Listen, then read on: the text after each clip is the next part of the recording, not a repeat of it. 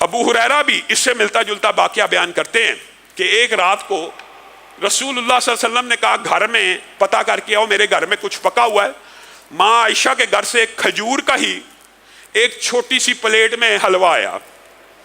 رسول اللہ صلی اللہ علیہ وسلم نے کہا اصحاب صوفہ کی تو دعوت ہو گئی، اصحاب صوفہ کو بلایا جائے۔ آپ کو پتہ ان کی تعداد بھی، اصحاب صوفہ کی بیک وقت جو دنیا کی سب سے پہلی یونیورسٹی ہے، جو بکواس کرتے ہیں شبر زیدی جیسے کہ مدینہ میں کون سی یونیورسٹی تھی، یہ مدینہ کی اولین یونیورسٹی ہے۔ اور تم کن یونیورسٹیوں کی بات کرتے ہو جن کے اندر پڑھنے والا کبھی فیل ہو گیا کبھی پاس ہو گیا، ڈگری لے بھی آیا، اسلامیات کی بھی لے آیا، عربی کی بھی لے آیا، تو کیا پتا آخرت میں کامیاب ہوا ہے کہ نہیں ہوا۔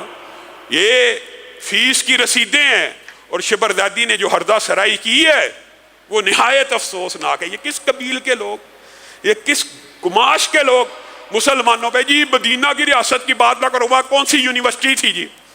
یہ اسلام کی پہلی یونیورسٹی اصحاب صفا کی، اور صرف پہلی یونیورسٹی کی بات نہیں ہے، کائنات کا ایک ہی معلم ہے، ایک ہی استاد ہے جس کا ہر شگرد کامیاب ہے، وہ محمد الرسول اللہ صلی اللہ علیہ وسلم ہے۔ بتائیے کوئی شگرد ناکام ہوا؟ ایک بھی ناکام نہیں۔ رضی اللہ عنہم، سارے کلن وعد اللہ، ہر ایک سے اللہ تعالیٰ نے جنت کا وعدہ کر دیا۔ کون سا ایسا ٹیچر اور کون سا ایسا استاد ہے جس کے سارے شگرد پاس ہوئے ہوں؟ واحد ایک استاد۔ یہ اصحاب صفا بیک وقت کبھی 50 ہوتے تھے جو ایک وقت میں بیٹھتے ہیں، ابھی 60 کبھی 70۔ ابو ہریرہ نے سب کو بلا لیا، سارے کے سارے چلے آئے۔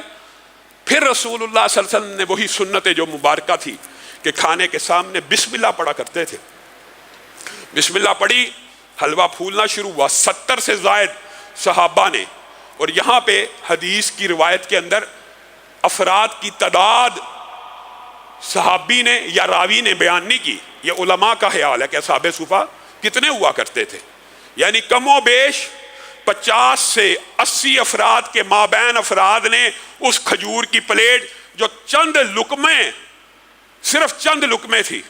اور حضرت علی اس سے بھی بڑا واقعہ بیان کرتے ہیں۔ حضرت علی کہتے ہیں ایک مرتبہ ابتدائی اسلام کی بات ہے، ابتدائی اسلام کی، ایک مرتبہ رسول اللہ صلی اللہ علیہ وسلم نے حضرت علی کو کہا فلاں فلاں فلاں فلاں سارے بنو عبد المطلب میں سے فلاں فلاں کو بلا لاؤ۔ حضرت علی کہتے ہیں اللہ کی قسم، علی کہہ رہے ہیں اللہ کی قسم ان میں سے ایک شخص ایک وقت میں ایک ایک بکرا کھا جاتا تھا، اور ایک شخص ایک وقت میں پورا پورا مٹکا شراب کا پی جایا کرتا تھا، شربت کا پی جایا کرتا تھا، نبیذ کا پی جایا کرتا تھا۔ رسول اللہ صلی اللہ علیہ وسلم نے ان سارے تندرست توانا طاقتور پہلوانوں کو اکٹھا کیا اور ان کے سامنے بطور معجزہ ہی، باقی جگہ پہ تو رسول اللہ نے بسم اللہ برکت کی دعا کر کے صحابہ کو کھلایا، ان اپنے خاندان کے افراد کے سامنے بطور معجزہ نصف کلو جو کے آٹے سے بنی ہوئی روٹی کو رکھا اور ایک پیالی سالن کو رکھا۔ وہ لوگ جو ایک ایک بکرا کھا جاتے تھے، ان کے سامنے ایک روٹی پڑی اور ایک پیالہ سالن کا پڑا ہو، ان کی کیفیت کیا ہوگی؟ رسول اللہ صلی اللہ علیہ وسلم نے بسم اللہ پڑھ کے کہا کھانا شروع کرو۔ ایک نے کھایا، دو نے کھایا، تین نے کھایا، چار نے کھایا، جتنے مجلس میں تندرست و توانا بیٹھے تھے سب نے کھایا، نہ روٹی میں سے ذرہ کم ہوا نہ سالن میں سے ذرہ کم ہوا۔ رسول اللہ صلی اللہ علیہ وسلم نے ایک کٹوری نبیذ کی، شربت کی، حضرت علی کو کہا ان کو پلانا شروع کرو، پلائی۔ وہ جو 20 افراد آئے انہوں نے پی، تو رسول اللہ صلی اللہ علیہ وسلم نے یہاں سے تبلیغ کا آغاز کیا۔ اے بنو عبد المطلب میری بات سنو، میں خاص طور پہ تم میں سے نبی آیا ہوں، تمہارے کنبے اور قبیلے میں سے آیا ہوں، اور بالعموم پوری دنیا کے لیے نبی آیا ہوں۔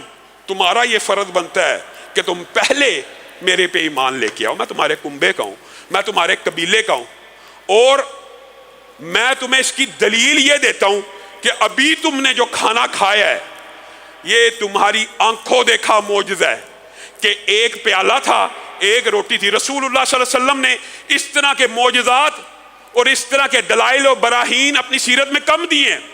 جس طرح چاند کے واقعے پہ رسول اللہ نے بطور دلیل قریش مکہ کو کہہ دیا تھا نا کہ اب تم نے جو مانگا تھا تمہارا مطالبہ پورا کر دیا، اب ایمان لے کے آؤ۔